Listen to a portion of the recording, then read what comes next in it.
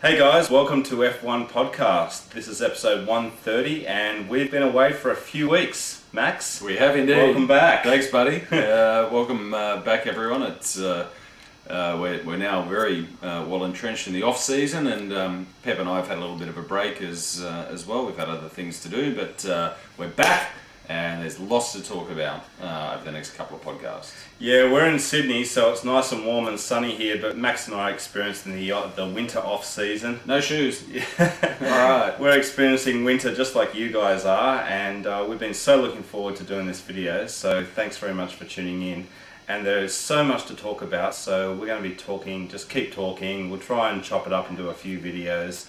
And Max, I guess we worked out that the best way for us to deal with all this news is just to go through team by team and talk about each team, and then you know, we can talk about the various news that have been happening with each team, mate, because there's been so much. There certainly has. I mean, where do we start? We might as well start at the top, mate, top of the tree. Who's first cab off the rank? Yeah, we thought we'd just go through team by team. So let's start with McLaren, Mercedes. And we've got two world champions now. It's back to the 80s, Max. We've got Jenson Button and Lewis Hamilton squaring off in 2010. Oh, we do indeed, my friend. And like a lot of you guys, the first thing I thought was Alain Prost, Ayrton Senna. Just, you know, it's a big lineup, mate. Is it going to work?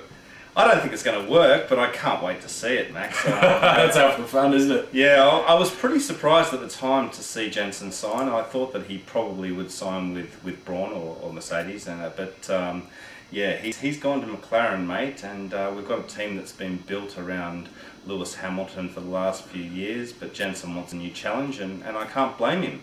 And Jenson's the sort of guy, Max, you know, back with the Honda days and the Williams days, you know, he wants to go somewhere where he can win races, and he's obviously made the call that McLaren's the best chance for that. Well, it's a boyhood dream, isn't it? Of his, always wanted to race for the Silver Arrow. And that's great. He's now realising that dream. A lot of conjecture initially around him jumping ship and joining McLaren, but I think once he had that sort of impromptu visit to the McLaren Technology Centre. And saw what a slick operation it was, I think that probably cemented things for him. I think Ross Brawn was pretty pissed.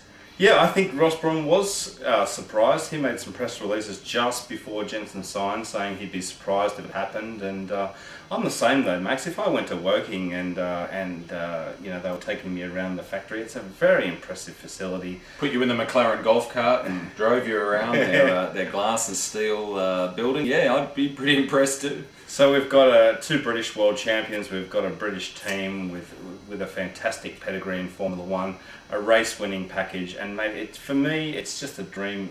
It's great to have that sort of action in Formula One. This is what I love about Formula One. It's going to be good, mate. I mean, these two are going to go at each other hammer and tongs. All right, question, I've got to put it on the line. Out of Lewis Hamilton and Jenson Button in 2010, who's coming out on top? Oh, you've put me on the spot, mate. I put you on the spot. If you're a betting man. Yeah, I'd have to say Lewis, I've got to say. I think that speed-wise, they're going to be quite similar. Lewis obviously has more time with the team. I think Jenson's probably a smoother driver. Very much. And with the rules next year, with the no fuel stops and things like that, you've got to nurse your tyres. Very, very, you know, you can look after Absolutely. them. So totally agree. if I was to make a bet, I would say that Lewis Hamilton's going to get more points than Jenson Button next year.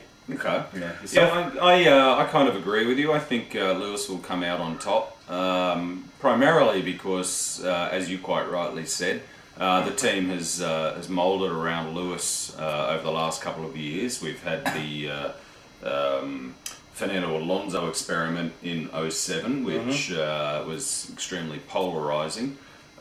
We had Heikki over the last couple of years, who was a good second man, a solid driver, but let's face it, this team has been moulded around Lewis. So he has that advantage, I guess, of being the incumbent in the team.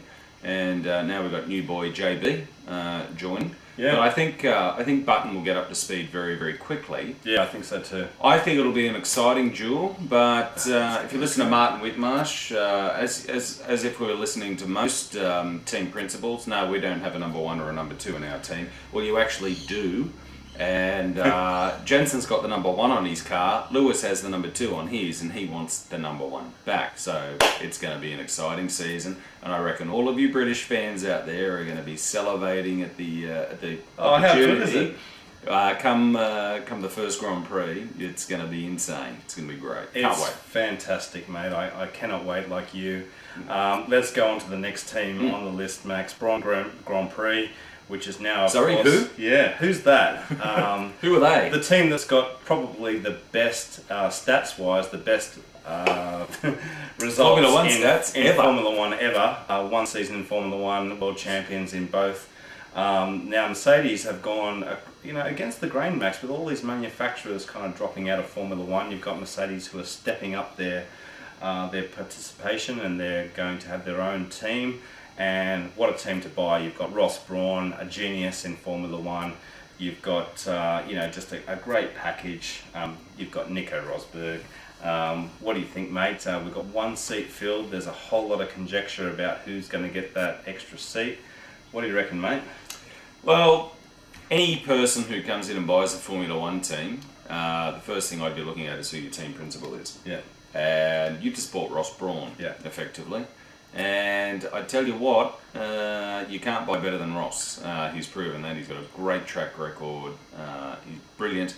It's going to be very interesting, because we were talking about probably a third of the way through the season, season 09, when Brawn had their double diffuser and Williams also had it as well. And there was a distinct advantage initially. Next year there's not going to be such an advantage initially, okay? There's not going to be that conjecture about the rules. Alright guys, we'll be back soon with another couple of videos. Yeah, we'll keep going through the teams, guys. See you soon. See ya, bye. Bye.